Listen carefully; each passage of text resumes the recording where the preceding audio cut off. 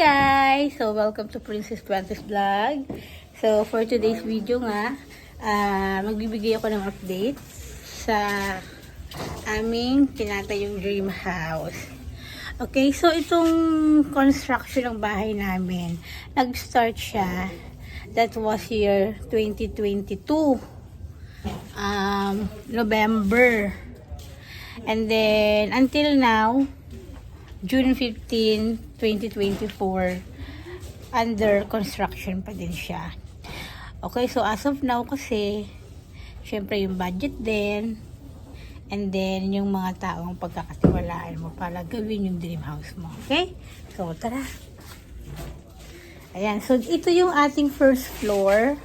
So, ito, hindi ito yung ating main door.